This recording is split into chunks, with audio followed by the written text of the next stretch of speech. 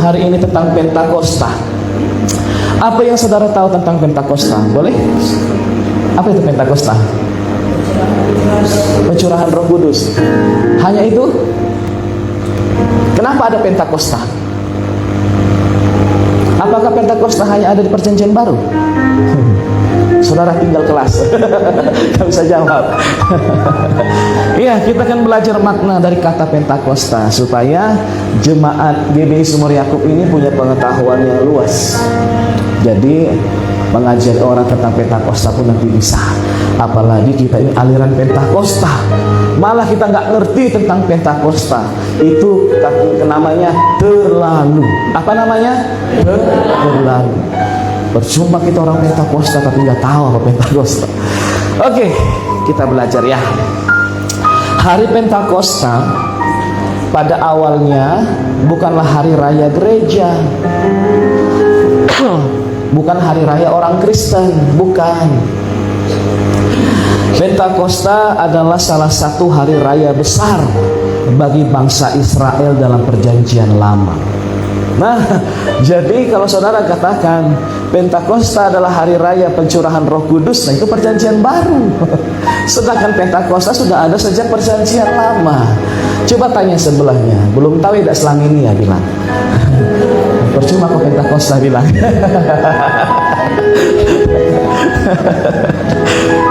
Iya, ada 7 hari raya besar orang Yahudi. Salah satunya Pentakosta. Dalam bahasa Ibrani, kata Pentakosta disebut dengan Shavuot,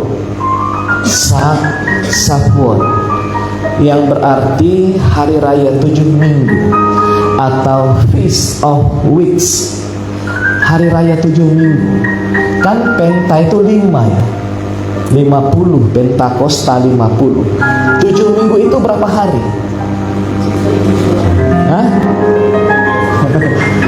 Ada guru matematika di sini. 1 minggu kan 7 hari. Nah 7 minggu berapa hari? 49. Di hari ke-50-nya itulah Pentakosta. Bilang, oh gitu. Iya, di hari ke-50 mereka berpesta. Nah, apa yang mereka rayakan? Di hari Pentakosta, 50 hari setelah Paskah. Hari Paskah itu hari apa?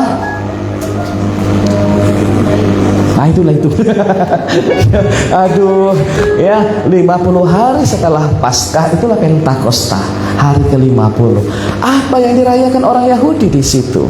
Di dalam tradisi orang Israel itu adalah hari raya panen. Katakan panen, 2, 3, iya. Panen. Itu hari raya panen awalnya, saudara. Dan Tuhan katakan kalau engkau panen raya atau mendapatkan hasil dari ladangmu, rayakanlah itu sebagai sebuah peringatan bagimu bahwa panen raya itu berasal daripada Tuhan. Amin. Jadi itu mereka rayakan itu bersyukur karena mereka bisa hidup itu karena Tuhan, karena pertolongan Tuhan. Amin. Ya, ada perintah untuk merayakannya. Ya, kalau saudara mau catat nanti catat bisa Imamat 23 ayat 15 sampai 21, Ulangan 16 ayat 9 sampai 12, Keluaran 34 ayat 22 itu berbicara tentang panen raya Pentakosta pada waktu itu. Jadi nggak ada hubungan sama Roh Kudus. Nggak ada hubungan sama apa? Roh Kudus. Makanya sikit-sikit pencurahan Roh Kudus. Apa itu? Konten sepertiga itu. Iya. Hari raya panen, saudara. Hari raya syukur karena orang Israel panen gandum. Ya, gandumlah yang mereka panen di hari ke-50 itu. Bangsa Israel itu dulu hidup sebagai masyarakat agraris yang hidup dari pertanian. Setelah panen jelai, ya awalnya mereka panen jelai pada hari raya Paskah. Apa itu jelai? Kalau saya lihat di Google gambar jelai, saya tulis gitu, ternyata padi. Saya zoom, ya padi rupanya. Nah, di hari raya Paskah mereka panen jelai atau padi, dan di 50 hari kemudian mereka itu panen gandum untuk buat roti. semoga saudara mendapatkan pencerahan hari ini. Bangsa Israel hidup dari pertanian. Setelah panen jelai pada Paskah, mereka menghitung 7 minggu setelah Paskah untuk memanen gandum. Itulah saat yang tepat bagi mereka untuk memanen gandum. Maka Pentakosta adalah hari ucapan syukur, hari di mana mereka membawa hasil panennya kepada Tuhan. Kenapa mereka harus bawa hasil panennya kepada Tuhan? Itu adalah pengakuan kepada Tuhan bahwa Tuhanlah sumber berkat dari semua itu. Amin. Jadi kalau saudara bawa persembahan ke rumah Tuhan ini bukan untuk saya. Itu sebagai pengakuanmu kepada Tuhan bahwa berkat yang kau terima itu, bahwa berkat yang kau bawa ke rumah Tuhan itu berasal daripada Tuhan. Amin. Makanya kita kalau di gereja yang lama kan ada pesta gotilon kan? Ada? Wah, bawa apa? Emel kan? Wah, emel. Di sini kita nggak pernah lakukan. Bukan karena nggak boleh. Ya. Kalau saudara tergerak boleh. Tahun depan ayo kita nanti di depan sana, kan kita bukan mau berjual beli kan. Bukan dilelang itu nanti para saudara di sini bukan. Bawa nggak apa-apa. Ya kentang bawa. Ya nggak apa-apa. Nanti kita jual sama toke, baru kita bangun lah itu lagi. Amin. Iya. Coba bilang sebelahnya senggol, cocok kamu rasa bilang. Coba tanya aja, cocok kamu rasanya. Cocok kamu rasa. Apa katanya? Cocok nggak? Cocok. Iya. Itu pengakuan aja Bapak Ibu. Bukan semua panen kau bawa kemari. Kau panen 2 ton semua kau bawa kemari. Bukan bangkrut nanti Bapak Ibu. Enggak. Ya seikhlas hati lah, setulus hati bawa. Iya. Dapat 10 juta kan bisa beli berapa sak semen kan gereja kan, lumayan kan? Nah, lanjut gitu lah. Oke. Itu adalah tindakan profetis ya, profetik, tindakan kenabian ya. Jadi yang namanya rasa syukur itu ada tindakannya. Nggak bisa hanya sebatas omongan terima kasih Tuhan, enggak. Harus ada tindakan profetiknya, harus ada tindakan imannya, saudara. Kalau memang engkau berkata Tuhan ini semua berasal daripadamu, tunjukkan bahwa memang kau sungguh percaya hal itu. Bawalah ke rumah Tuhan hasil panenmu itu. Amin. Tapi kalau memang sulit mungkin dalam bentuk amplop, tapi jangan ke pendeta. Nanti pendeta pikir untuk dia. Masukkan kantong persembahan. Iya, iya. Atau ada yang pakai QRIS gitu ya sekarang ya. Saudara pernah gereja di apa? Di Sumatera Resort. Wah, di belakang bangku saudara itu ada lambang itu, QRIS itu, barcode itu. Nah persembahannya dari situ sekarang, nggak bawa email lagi. Tinggal potong saldo. Ya mudah-mudahan salah pencet dia kebanyakan dibuatnya gitu ya. Nggak bisa diminta lagi. Iya, jadi ada tindakan dari rasa syukur umat Israel. Iya, itulah membuktikan mereka betul-betul percaya bahwa panen gandum yang mereka rayakan itu semua karena rahmat anugerah Tuhan dalam kehidupan mereka. Amin. Ada yang membawa roti, saudara. Loh kok roti Pak yang dipanenkan gandum? Iya, gandumnya diolah dulu di rumah, dijadikan roti, baru dibawa ke rumah Tuhan. Artinya ya sama saja. Apapun bentuknya yang penting dari hasil panen itu dipersembahkan kepada Tuhan. Ya, mungkin ada yang menjual hasil panennya, ya diberikan dalam bentuk persembahan atau kolekte. Sama saja, apapun boleh bentuknya. Itulah tanda syukur kita kepada Tuhan. Ya, jadi itu adalah persembahan hari raya panen Pentakosta. Jadi pelajaran pertamanya, pada awalnya Pentakosta berbicara tentang di mana Tuhan memberikan hujan awal dan hujan akhir bagi bangsa Israel. Itu adalah berkat yang turun dari sorga. Hujan awal adalah hujan untuk menanam benih. Hujan akhir adalah hujan sebelum panen. Tuhan berikan berkat dari sorga. Nah, kalau saudara menanam nggak ada hujan, mungkin tumbuh tapi nggak maksimal mungkin. Nah, karena Tuhan sudah memberikan hujan, mereka bersuka cita sehingga mereka bisa panen, diberikanlah persembahan kepada Tuhan.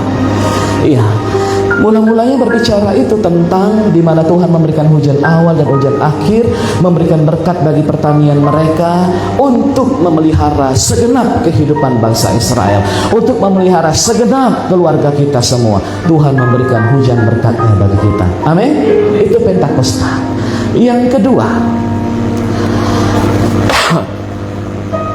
setelah itu ada tambahan berikutnya.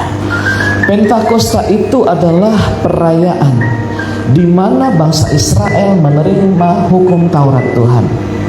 Di saat Musa naik ke Gunung Sinai, Tuhan berikan 10 perintah kepada orang Israel melalui Musa.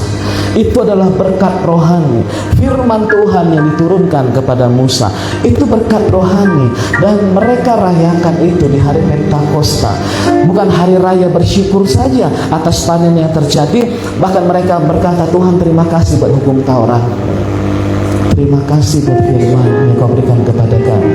Artinya engkau menjagai kami dengan firman-Mu agar kami hidup benar sesuai dengan firman-Mu. Dan kalau hidup kami benar, maka berkat-Mu akan terus turun dalam hidup kami. Amin. Bapak Ibu, itu Pentakosta. 50 hari ini tradisi ya, berdasarkan tradisi orang Yahudi, berdasarkan tradisi orang Israel. 50 hari setelah orang Israel keluar dari Mesir, mereka sampai di Sinai.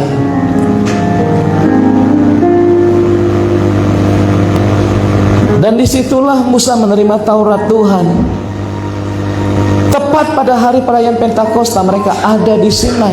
50 hari setelah keluar dari tanah Mesir. Ya, walaupun mungkin pada saat itu nggak ada gandum yang mereka tuai karena baru keluar dari tanah Mesir, tapi mereka menikmati anugerah dalam bentuk lain. Kan meskipun mereka nggak tanam padi, nggak tanam jelai, nggak tanam gandum, tapi kan ada roti mana yang turun dari sorga yang terus memberi makan mereka setiap hari. Nah, tidak ada panen pada saat itu, tapi mereka mensyukuri firman yang mereka terima dari Tuhan. Amin. Meskipun saudara nggak ada panen mungkin di hari raya Pentakosta ini, tapi saudara boleh bersyukur atas firman Tuhan yang saudara terima. Karena firman itu adalah berkat rohani. Bayangkan kalau nggak ada firman, kita akan hidup sesuka hati. Kita nggak bisa membedakan mana baik, mana yang salah. Kita pikir yang baik itu salah, kita pikir yang salah itu baik. Pada akhirnya apa? Kita nggak selamat semuanya. Firman Tuhan adalah berkat rohani yang harus kita syukuri. Yang mengerti katakan amin. Sehingga hidup kita bisa benar di hadapan Tuhan, sehingga kita terus terjaga keselamatannya. Amin. Itu juga berkat rohani. Ada hujan untuk pertanian, ada firman untuk pertumbuhan rohani. Haleluya. Itu adalah Pentakosta.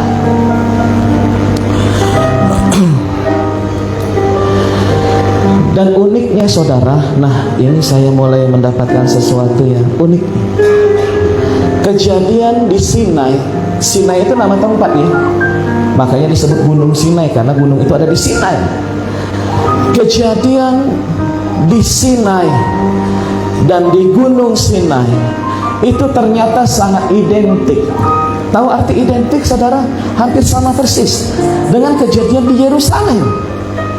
Kalau saudara coba hubungkan kedua peristiwa ini, hampir sama. Ada kesamaannya yang terjadi di Sinai dengan di Yerusalem, di Gunung Sinai dengan di loteng atas. Ada yang hampir sama kejadiannya. Apa itu? Dalam Keluaran 19 ayat 17, kita baca yuk. Ayat 17 sampai ayat 19. Sabar ya.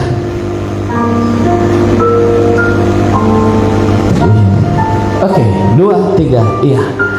Lalu Musa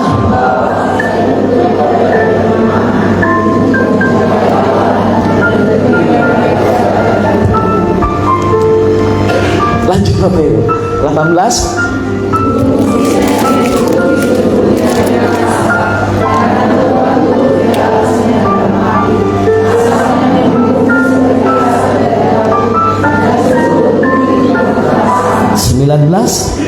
Bunyi sangkakala kian lama kian keras. Berbicaralah Musa dalam guruh ada suara guruh yang sangat besar. Apa guruh itu? Suara petir. Tahu petir?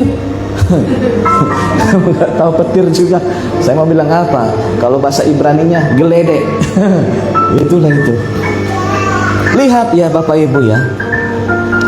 Coba kembali ke 17. Nah, Musa membawa bangsa itu keluar dari perkemahan untuk menjumpai Allah. Dan berdirilah mereka di pada kaki gunung. 18 gunung Sinai ditutupi seluruhnya dengan asap karena Tuhan turun ke atasnya. Katakan Tuhan turun ke atasnya. Tuhan turun ke atasnya dalam apa saudara? Dalam api.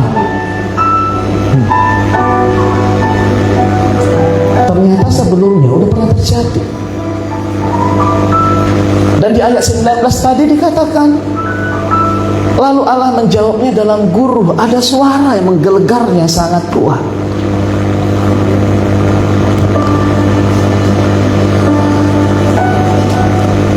Dan di Gunung Sinai itulah Musa menerima karunia rohani. Katakan karunia rohani. 2, 3, iya. Ketika api itu turun, Musa menerima karunia rohani. 10 hukum Taurat. Itu karunia dari surga. Coba kita bandingkan dalam Kisah Para Rasul 2. Waktu murid-murid ada di Yerusalem, Yesus naik, mereka ke Yerusalem menunggu di loteng atas. Apa yang terjadi ketika mereka berdoa pada hari Pentakosta? Apa yang terjadi? Dikatakan turunlah Roh Kudus seperti api, lidah-lidah api bertebaran di atas kepala mereka semua. Ada api yang turun dari surga di hari Pentakosta yang sama. Lalu apa yang terjadi? Dikatakan terdengar bunyi seperti angin keras. Ada bunyi yang menggelegar, bunyi tiupan angin yang keras. Ada api disertai bunyi yang keras. Hampir sama Bapak Ibu. Dan apa yang terjadi kemudian? Maka murid-murid mulai menerima karunia-karunia rohani. Seperti karunia hukum Taurat tadi. Itu karunia rohani. Sama persis ternyata kejadian. Saya baru tahu ternyata ada hubungan korelasi yang sangat kuat di antara dua Pentakosta ini, saudara.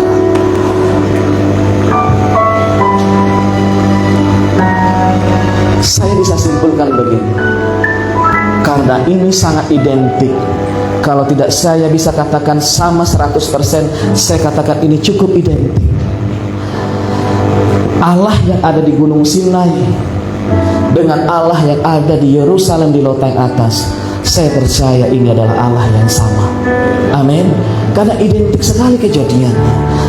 Dan saya percaya kalau orang-orang murid-murid berbahasa roh pada waktu itu, saya percaya Allah yang disembah Musa lah yang memberikan karunia rohani itu kepada murid-murid pada waktu itu. Dan saya percaya ternyata bahasa roh itu berasal daripada Allah Israel. Amin. Itu gak membuat saya ragu lagi untuk berbahasa roh. Sama persis, saudara. Berarti itu Tuhan yang sama. Allah di perjanjian baru ini ternyata sama dengan Allah di perjanjian lama itu. Ini tersingkap oleh saya. Itu bukan sebuah kebetulan. Bukan sebuah kebetulan.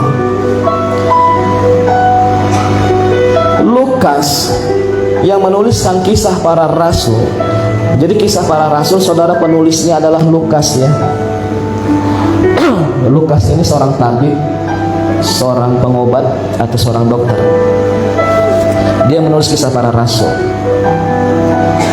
Dia menunjukkan begini, saudara. Dahulu Allah menulis hukum pada loh batu. Kan dua loh batu itu, disitulah Allah menulis hukum Taurat dengan jarinya sendiri. Bukan Musa yang menulis itu, Tuhan sendiri yang menuliskan 10 hukum Taurat di dua loh batu itu. Ya sayangnya loh batu itu dilempar Musa ke atas batu sehingga pecah. Terpaksa ditulisnya ulang. Dulu Allah menulis hukum Taurat, hukumnya, firmannya pada loh batu. Sekarang Allah menulis hukumnya di dalam loh hatimu, di dalam hati manusia melalui Roh Kudus. Nubuat ini disampaikan di dalam Yeremia 31 ayat 33. Ada kesamaan. Kalau dulu Allah Israel di Gunung Sinai itu menulis di loh batu, ya sesuai dengan nubuatan ini ya. Kita baca yuk 2-3 iya. Tetapi beginilah perjanjian yang kuadakan dengan kaum Israel sesudah waktu itu. Demikianlah firman Tuhan. Dan menuliskannya dalam hati mereka, maka aku akan menjadi Allah mereka. Bagaimana caranya Tuhan menuliskan Tauratnya di hati kita? Yehezkiel menjelaskannya, saudara. Dalam Yehezkiel 36 ayat 26. Oh, saya hanya mengatakan ini kejadian sama persis dan nubuatan ini digenapi. Mari kita baca 2-3 iya. Kamu akan kuberikan hati yang baru dan roh yang baru di dalam batinmu, dan aku akan menjauhkan dari tubuhmu hati yang keras, dan kuberikan kepadamu 27 lanjut 2-3 ya. Rohku akan kuberikan, dan aku akan membuat kamu hidup menurut segala ketetapanku dan tetap berpegang. Dan Tuhan bukan hanya menulis dengan tinta yang bisa hilang, tapi dengan mengutus Roh Kudusnya ke dalam hati kita. Maka Roh Kudus bukan hanya mengingatkan firman Tuhan, tapi Dia memberikan kekuatan kepada kita untuk hidup dalam firman itu. Amin. Itu makna Pentakosta yang saudara harus tangkap.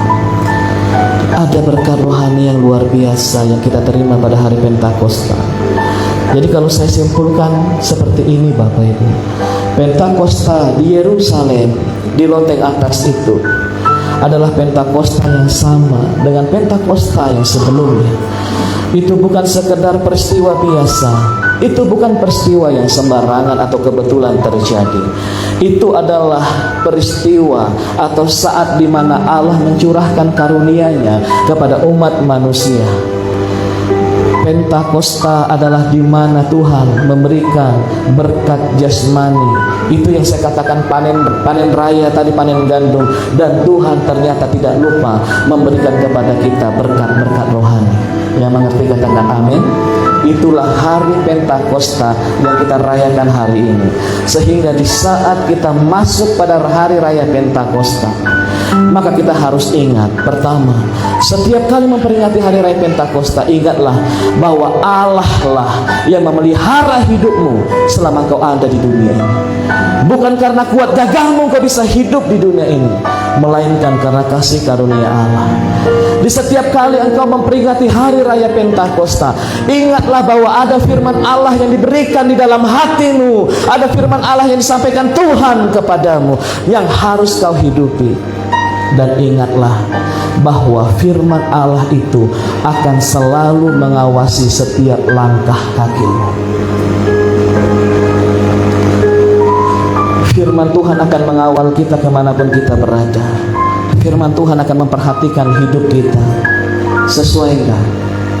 Kalau enggak sesuai, maka firman akan berbicara kepadamu. Kembali kepada firmanku, kembali kepada firmanku. Ini namanya berkat, saudara. Setiap merayakan Pentakosta, ingatlah bahwa kalau kita bisa hidup sampai hari ini, itu semua karena Tuhan memelihara hidup kita. Pada setiap hari Pentakosta, ingatlah bahwa ada firman yang dikaruniakan kepada kita untuk menjaga hidup kita, untuk menjaga setiap langkah kaki kita. Yang ketiga, setiap kali kita memperingati hari raya Pentakosta, ingatlah bahwa ada janji-janji Tuhan yang pasti digenapi dalam hidup kita. Bukankah dua ayat tadi yang saya buka dalam Yeremia, dalam Yehezkiel yang saya buka tadi, itu adalah penggenapan janji Tuhan. Digenapi bahwa Tuhan akan memberikan rohnya kepada hati kita, digenapi pada hari raya Pentakosta. Itu artinya apa? Kalau Tuhan dulu menggenapi janjinya, maka hari ini Tuhan yang sama akan menggenapi janjinya dalam hidup kami. Itu Pentakosta yang harus saudara maknai. Bukan hanya sekedar ya hari perayaan pencurahan Roh Kudus, bukan Bapak Ibu. Bukan. Dan yang keempat, setiap kali saudara memperingati hari raya Pentakosta, bersyukurlah bahwa Roh Kudus telah dikaruniakan kepadamu untuk menolongmu, untuk menuntun perjalanan hidupmu ke arah yang benar. Yang mengerti katakan amin. Hari raya Pentakosta hari ini adalah hari raya kita mengucap syukur karena Roh Kudus ada di dalam hidup kita. Amin. Dengan adanya Roh Kudus dalam hidup kita, kita selalu ditolong oleh Tuhan, kita selalu dituntun oleh Tuhan di jalan-jalan yang benar. Yang mengerti katakan amin.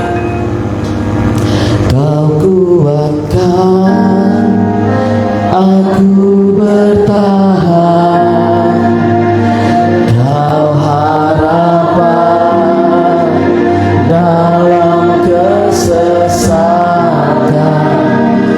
kau buktikan kesetiaanmu Tuhan, Engkau Allah Immanuel. Saudara tahu apa arti Immanuel? Allah beserta dengan kita. Siapa Allah Immanuel itu? Yang selalu menyertai kita.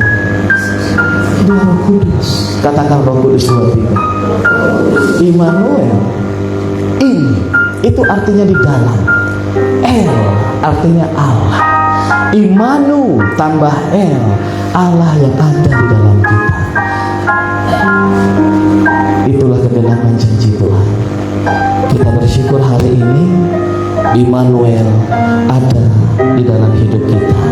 Untuk itu kita lanjutkan lagi lagu tadi, kita katakan Immanuel, Immanuel.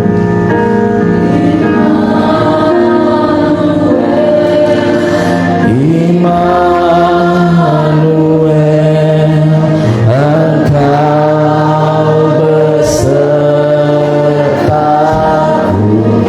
Terima kasih Roh Kudus. Immanuel, Immanuel,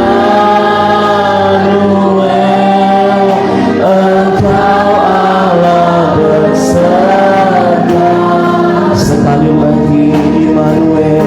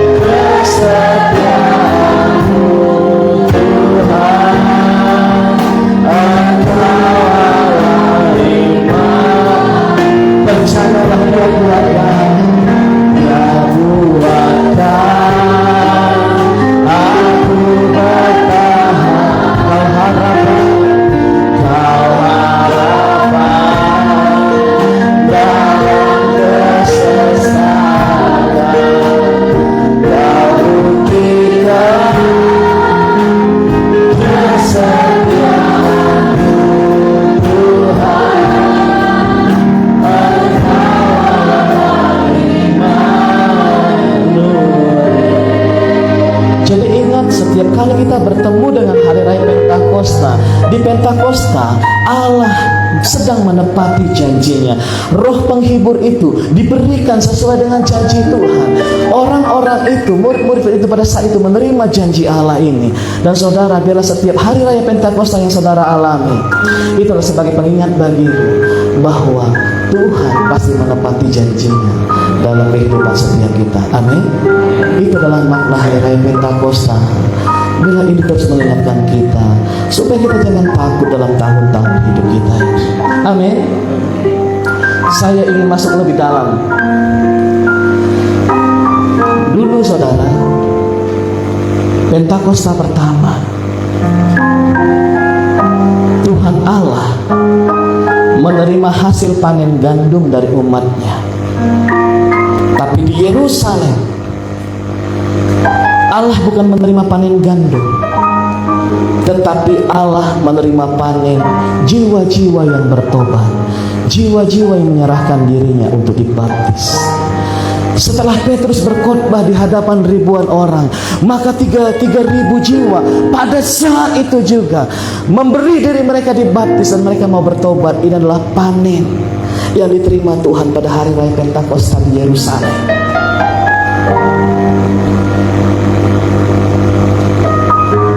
Manakah yang lebih menyenangkan hati Tuhan, panen gandum atau panen pertobatan jiwa-jiwa? Saya percaya kita semua sepakat, Tuhan pasti lebih merindukan panen jiwa-jiwa yang bertobat, jiwa-jiwa yang datang kepadanya. Amin. Sekarang hari ini, pada hari raya Pentakosta hari ini, apa hasil panen yang saudara bawa ke hadapan Tuhan? Atau kalau saya lebih spesifik lagi, sudah berapa jiwa, sudah berapa orang yang saudara bawa ke hadapan Tuhan? Sudah berapa jiwa yang bertobat melalui kesaksianmu? Sudah berapa jiwa yang datang kepada Tuhan lewat kesaksianmu, Bapak Ibu? Sudah berapa jiwa yang menyerahkan diri untuk dibaptis lewat kehidupanmu, Bapak Ibu? Itu panen yang dicari hari ini oleh Tuhan.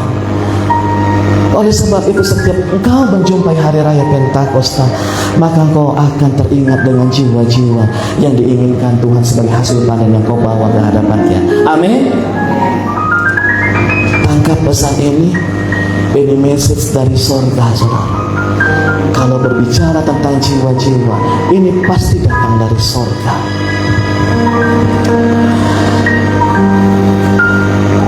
Mari mulai hari ini bawa jiwa-jiwa ke hadapan Tuhan.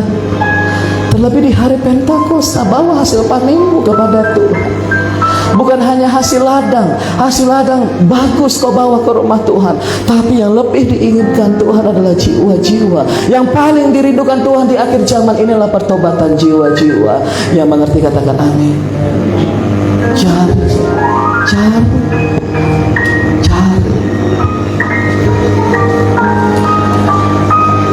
Bawalah pertobatan jiwa-jiwa yang kau layani ke hadapan Tuhan. Itulah makna Pentakosta yang sesungguhnya. Sebagai tanda ucapan syukur kita kepada Tuhan, kalau kita sudah diselamatkan oleh Tuhan, tunjukkan rasa syukurmu seperti yang awal tadi. Kalau kau memang mengakui bahwa hasil panen ini berasal daripada Tuhan, tunjukkan kepercayaanmu dengan sebuah tindakan. Engkau bawa hasil panenmu ke hadapan Tuhan, ke rumah Tuhan. Begitu juga dengan keselamatan kita. Kalau kau yakin kau selamat karena hanya anugerah Tuhan, tunjukkanlah bahwa kau percaya orang lain juga bisa diselamatkan karena anugerah Tuhan.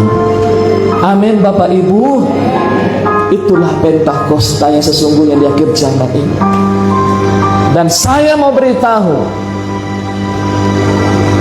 untuk menuai jiwa itu tidak mudah. Saya tahu, penuh perjuangan. Saya tahu. Saya akan beritahukan kepada saudara sebuah prinsip. Kalau engkau ingin memanen gandum, taburlah gandum. Amin. Kalau engkau ingin memanen jiwa, taburlah jiwa. Itu prinsip. Gak mungkin engkau ingin memanen biji gandum, tapi ya saudara tanam bukan biji gandum, kita nggak akan bisa menuai gandum.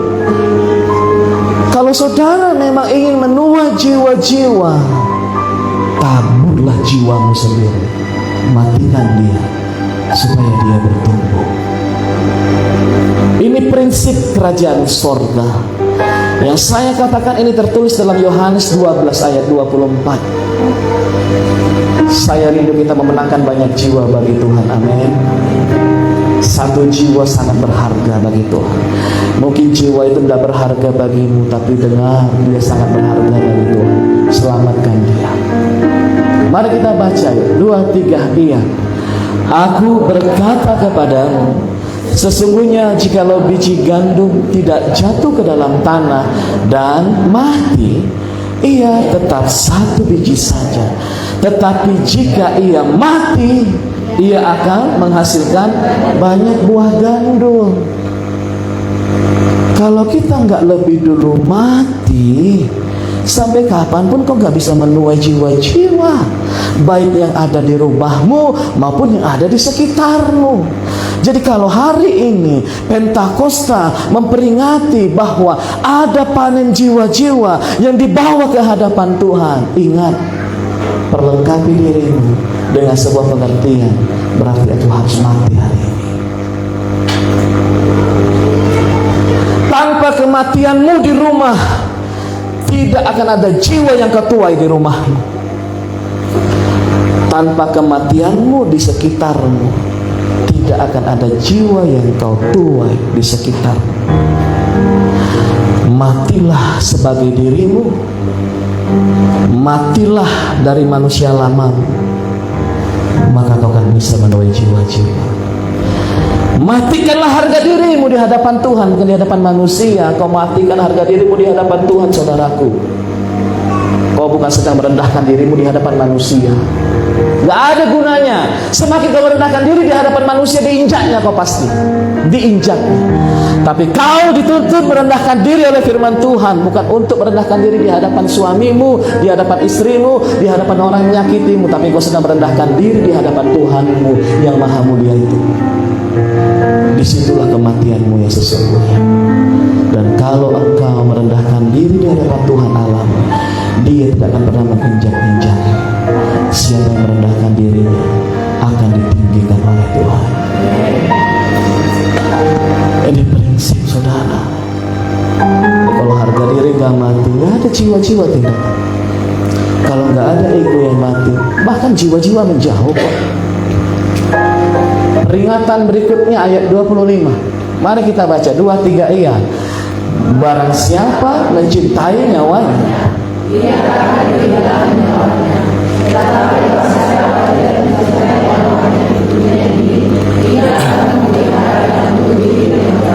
begini maksudnya, barang siapa mempertahankan nyawanya, ia kan kehilangan apa yang dipertahankannya.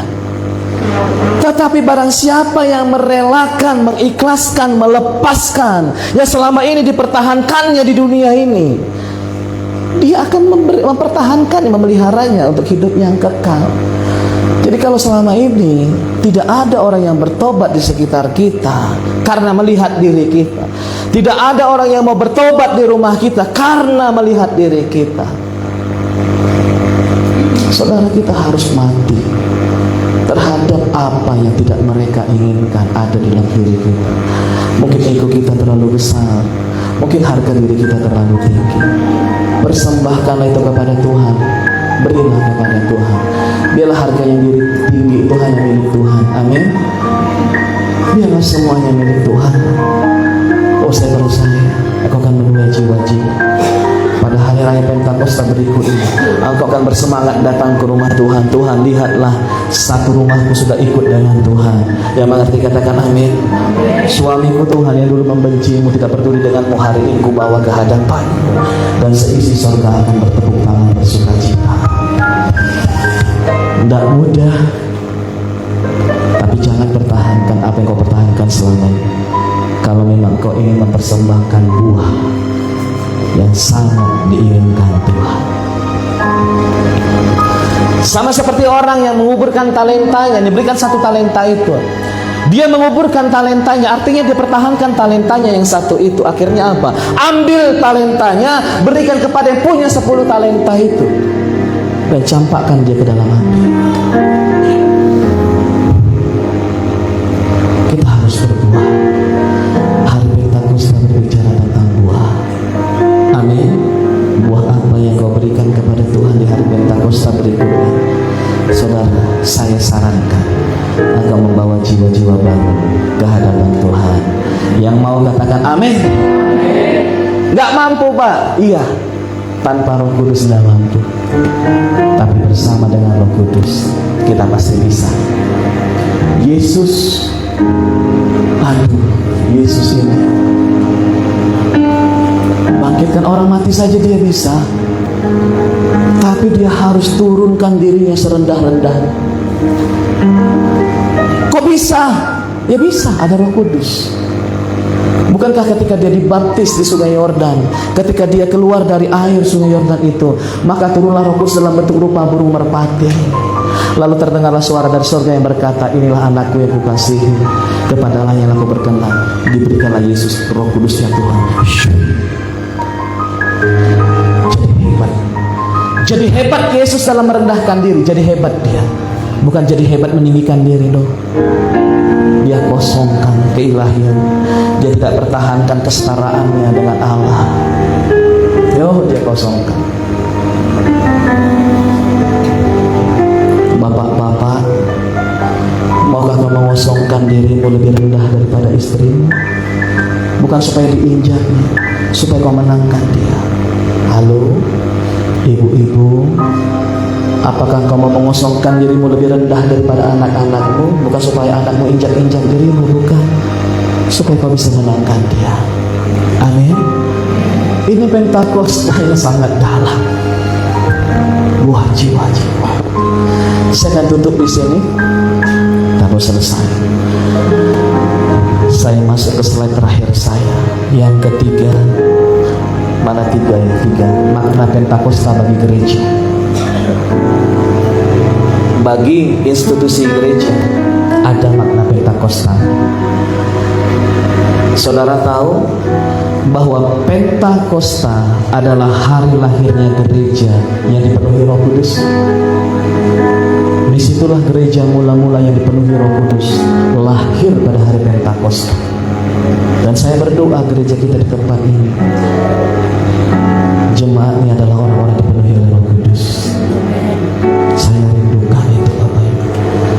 Kalau saudara rindu Roh Kudus, saya mau berdoa bagi saudara. 10 malam kita berdoa di tempat ini. Kita menikmati persekutuan ini dengan Roh Kudus. Kita menikmati hadiratnya, urapannya yang baru. Kita menikmati jamahannya, pemulihannya. Kalau saya melihat di hari ke-9, bagaimana anak-anak kita, mulai anak-anak kecil sampai anak-anak remaja, semua berdoa menangis saudara. Tuhan, saya katakan, apa yang mereka ucapkan kepadamu? Kok bisa anak seperti ini nangis? Sedang apa mereka bersamamu Tuhan saat ini? Nangis. Ada yang gemetaran, ada yang rebah. Aduh ya mentah. Baik kali Tuhan itu. Saya percaya Roh Kudus ada bersama dengan kita di gereja ini. Amin. Pentakosta adalah hari lahirnya gereja yang dipenuhi oleh Roh Kudus. Roh Kudus dianugerahkan bagi gereja bukan hanya sebagai karunia, tetapi Roh Kudus, kehadiran Roh Kudus, baptisan Roh Kudus itu membuat ketakutan umat pada saat itu berubah menjadi keberanian. Orang-orang itu takut akan ditangkap orang-orang Yahudi karena mereka pengikut Yesus. Kalau pemimpinnya saja disalibkan, apalagi pengikutnya. Tapi ketakutan mereka berubah menjadi keberanian, dan Petrus berdiri di hadapan ribuan orang menyampaikan tentang firman Tuhan. Ditangkap dah pikirnya, matilah gitu. Apa yang saudara takutkan hari ini? Kehidupanmu kah? Pekerjaanmu kah? Kesehatanmu kah? Apa yang saudara takutkan hari ini? Biarlah hidupmu dipenuhi Roh Kudus. Saya percaya ketakutan itu akan diubahkan menjadi keberanian. Amin. Murid-murid yang biasa-biasa itu, yang latar belakangnya kebanyakan seorang nelayan itu, murid-murid yang biasa ini diubah menjadi murid-murid yang luar biasa, menjadi saksi-saksi Kristus yang luar biasa. Saya rindu gereja ini juga seperti itu. Jemaat-jemaat yang merasa dirimu biasa-biasa saja, dengan dipenuhi Roh Kudus pada hari Pentakosta ini, engkau menjadi saksi Allah luar biasa di rumahmu, dimanapun kau berada. Bersaksi di akhir zaman ini. Hukum yang sulit dilakukan, Firman yang sulit dilakukan oleh umat Tuhan di dalam perjanjian lama, setelah Roh Kudus dicurahkan pada hari Pentakosta, tidak ada lagi kesulitan untuk menghidupi hukum Taurat. Bahkan hukum Taurat itu menjadi kehidupan bagi mereka. Kita yang hari-hari ini terbelenggu, sulit sekali hidupi firman Tuhan. Saya mau kasih tahu, Roh Kudus bisa bebaskanmu. Engkau akan menjadi pelaku-pelaku firman Tuhan hari ini. Kau akan dibebaskan dari belenggu itu. Hukum Taurat tidak lagi menyiksamu, tapi hukum Taurat akan menjadi kehidupan yang mendatangkan sukacita dalam hatimu. Amin. Oh, itu makna Pentakosta bagi gereja, saudara. Itu makna Pentakosta.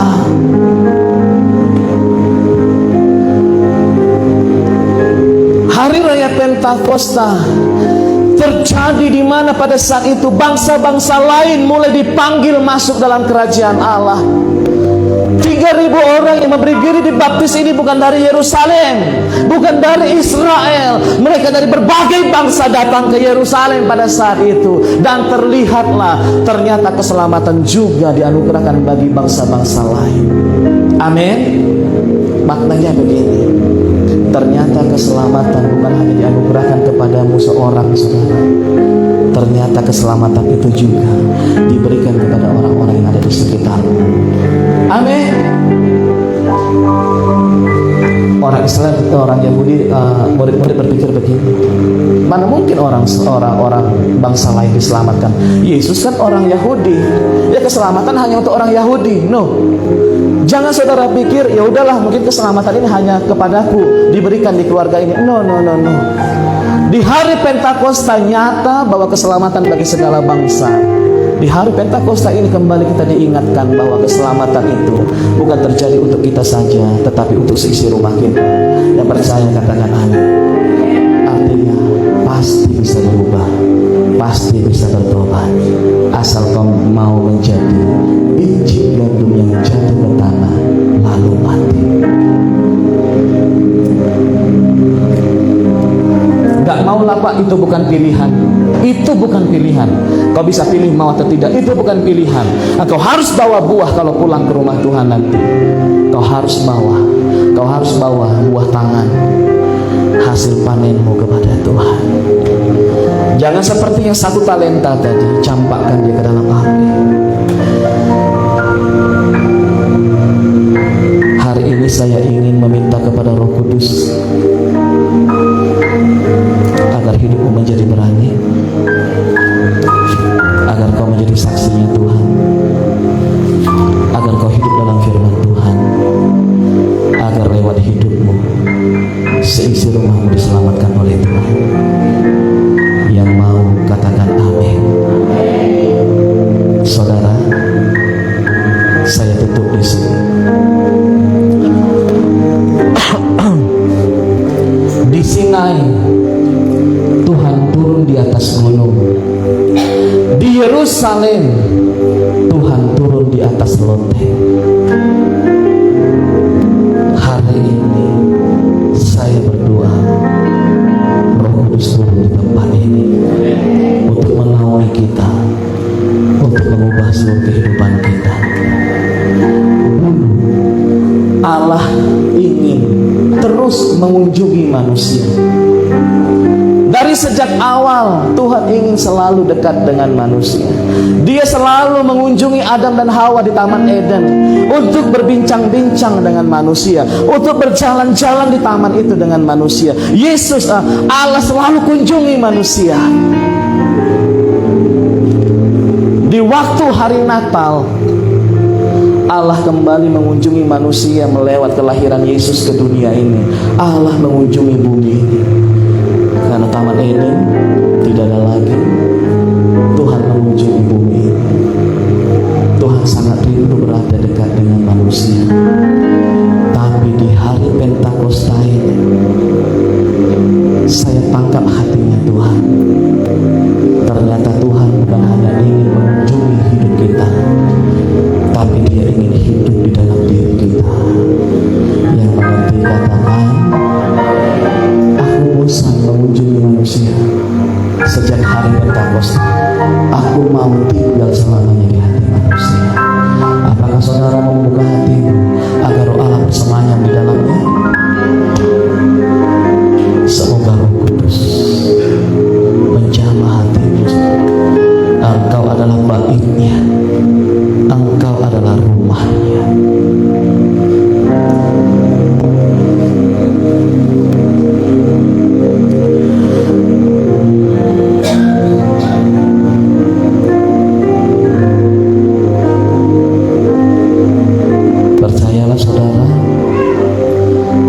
kalau dia tinggal di hatimu sekarang, dia akan tinggal di situ selama-lamanya.